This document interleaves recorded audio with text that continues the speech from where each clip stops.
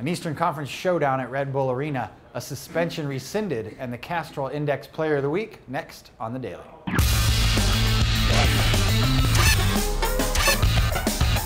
Hey everybody, welcome to another edition of The Daily, here with Andrew Wiebe. I'm Nick Firchau, looking at the biggest headlines on this Wednesday, and there is a lot of midweek action. We'll start with the New York Red Bulls at home against the Houston Dynamo, 7 p.m. Eastern. You can catch it on MLS Live. The return of Rafa Marquez and the end of the road for the Houston Dynamo. They're going to open that brand new stadium up on Saturday. What do you expect from the Red Bulls and the Dynamo? Well, the return of Rafa Marquez, but we're not sure necessarily that he is going to actually play against Houston tonight. That'll all be up to Hans Bach. Obviously, it's hard for them to change things up after 2 straight shutouts, their first 2 of the season, but Houston has got to be glad to be getting off the road. They won't be looking ahead, I'm sure, to that opener on Saturday on NBC Sports Network, but this is going to be a tough one. This is going to be one where you're kind of defining who's behind Sporting Kansas City right now in that Eastern Conference. DC United also there, but I expect a low-scoring game probably with New York missing Thierry Henry and both sides playing very well defensively as of late. You mentioned the defense for the New York Red Bulls. Ryan Mira, actually, the rookie goalkeeper who has played so well. You can find him atop the latest edition of the rookie rankings. You can find that on MLSsoccer.com.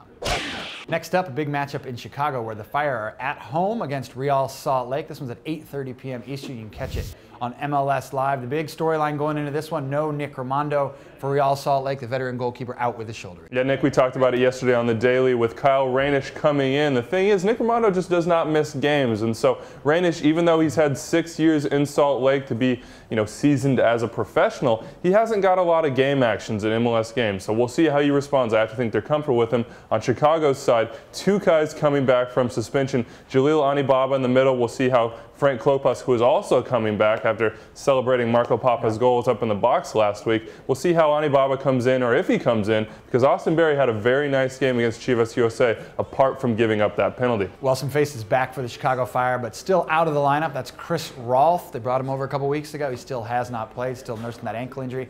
And one other guy coming back to Chicago, CJ Brown, the RSL assistant coach and longtime Chicago Fire fixture. He's back to be inducted into the Chicago Fire's Hall of Fame, the Ring of Fire, all the names that we know, Chris Armas, Peter Novak, etc. CJ Brown joins the club, the 7th member of the Ring of Fire. Next up, another 8:30 p.m. Eastern game. You can catch it on MLS Live. FC Dallas at home against the Seattle Sounders. Midweek matchup for both of these teams, and there are going to be some faces missing. FC Dallas got a couple guys out with suspensions, Blas Perez and Daniel Hernandez. We found out Ugo Ahemelu, the captain and central defender, also out with an injury. And on the Seattle side, Leo Gonzalez, a suspension after that incident over the weekend against the Union. Yeah, we expected that one to be looked at by the disciplinary committee, and they did as such, looked at it, said this was not acceptable, and he receives the 1-game ban. Of course, he'll be out. He was a substitute in that game, so not a huge loss for Seattle. But you mentioned it, Dallas's skeleton squad right now. They're really missing a lot of guys, and not just the obvious ones that have come up lately. They've also got a bunch of guys that would be starters should they be healthy. Carlos Rodriguez and Ricardo Villar being 2 obvious ones that played a role at the beginning of the season. Breck Shea also listed as questionable for this game with turf toe, but I think everyone fully expects him to play. For them to have success, he's really going to have to create chances because we have Blas Perez. It's going to be difficult going forward against a very solid Sounders side. Certainly some tough times right now for FC Dallas. They're at home on Wednesday night against the Seattle Sounders, 8:30 p.m. Eastern on MLS Live.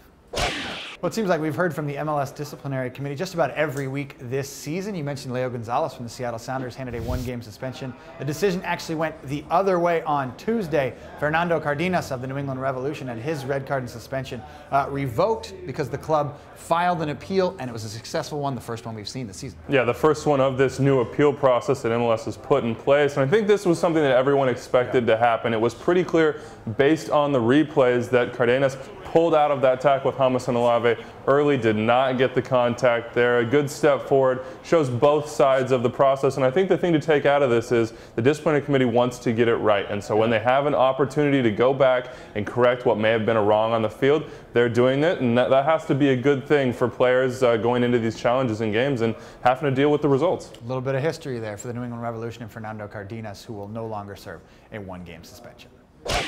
Well, the Amway Canadian Championship resumes on Wednesday, the second leg of both semifinal series. The one that's really in doubt, Andrew, on this one, Toronto FC at home against Montreal. They played to a scoreless draw last week up in Montreal. Definitely up in the air. Toronto FC, the reigning champs, they need that momentum I wonder if they can get it against Montreal. I mean, they desperately need that momentum. They need some sort of bright spot for their season, but this is going to be a tough one. That Montreal side is 3-1-1 in their last 5 MLS games, held them to a 0-0 draw in Montreal. A result I think Jesse March was much more happy with than Aaron Winter based on what has to happen in this game for Toronto FC to advance. Toronto FC needs to win. A scoring draw does them no good. The away goal rule is in effect in this game. So if you're in Montreal, you're looking to come out, get a goal, and hold on. And Toronto FC, they really have to take the game to the Impact. And that game is at 8 p.m. Eastern on Rogers Sportsnet.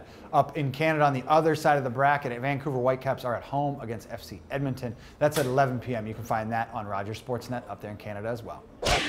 Well, last but certainly not least, the latest edition of the Castrol Index is out looking at the best players from Week 9 in MLS. And the top spot goes to Alvaro Saborio from Real Salt Lake. 2 goals in the win over the New England Revolution. Some other big names on there, but Alvaro Saborio, the top one from Week 9. Yeah, he outpaced the rest of the pack by about 500 points. A very big lead for him in Week 9. But Chris Wondolowski with 2 appearances in the top 6. The first time that that's happened this year, that a player has had 2 in the top 20. He is #1 in the overall ratings, a product of all the goals he's been scoring there in San Jose this year. Also in the top 5 this week, Jaime Castron in Colorado, a goal, the first in that 2-0 victory against FC Dallas. Then Austin Berry, who made up for a PK that he gave at the Chivas USA with the game-tying goal, and then solid defense down the stretch to allow Marco Papa to score the winner. And Andrew Gruenbaum from the Columbus Crew also in that list. A nice bright spot for the Columbus Crew. The season rankings, you mentioned Chris Wondolowski still on top, but some other big names there. Thierry Henry, Kai Kamara, Aurelien Collin, and Sayer Sen from the New England Revolution. You can find all the Castrol Index ratings on MLSsoccer.com. And that does it for us. Make sure you log on to the site. You can find all the coverage from a busy midweek. A lot of action on Wednesday night on the league docket as well as the Amway Canadian Championship.